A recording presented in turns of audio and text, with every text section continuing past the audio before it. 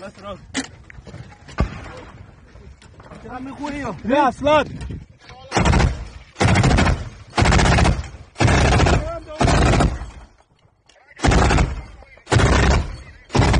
The Democratic Republic of the Congo has one of the strongest armies in Africa, yet it has struggled to defeat the M23 rebels. Why? Today, we look into why the DRC, despite its military strength, has been unable to end this conflict, so stay tuned.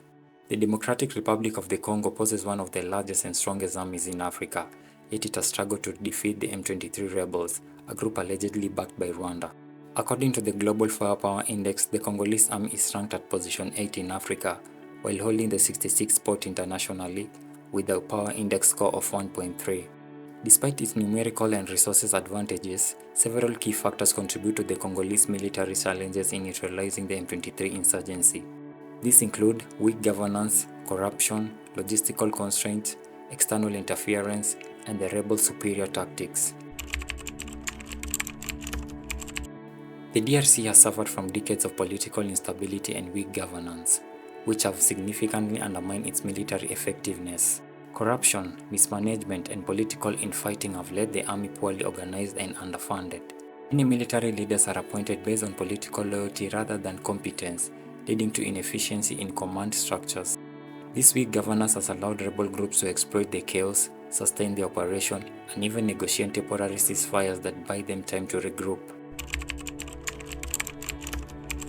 Corruption within the armed forces of the Democratic Republic of the Congo is a major obstacle to victory. Reports indicate the soldiers often go unpaid, rations are mismanaged, and military supplies are diverted for personal gain. This has led to poor morale among troops, with some even defecting or engaging in looting. A demotivated and underpaid army cannot effectively counter a highly motivated and well-equipped rebel group like M23. Despite being one of the largest armies in Africa, the FRDC faces significant logistical and equipment shortages. Many of its weapons are outdated, and its ability to maintain supply lines in the dense forest and rugged terrain of eastern Congo is weak. M23, on the other hand, has reported to possess modern weaponry, advanced communication systems, and strategic supply routes, allegedly backed by Rwanda. The inability of the FARDC to sustain prolonged offensive due to poor logistics hampers its chances of victory. One of the biggest challenges the DRC faces is the alleged backing of the M23 by Rwanda. The Congolese government and international organizations, including the United Nations, have accused Rwanda of providing military and logistical support to M23. This external backing gives the rebels an advantage in terms of training, weapons, and intelligence. Fighting an insurgency that has foreign support makes it difficult for the Congolese military to achieve a decisive victory. Unlike the conventional tactics used by the FARDC, M23 employs guerrilla warfare strategies, making them harder to defeat.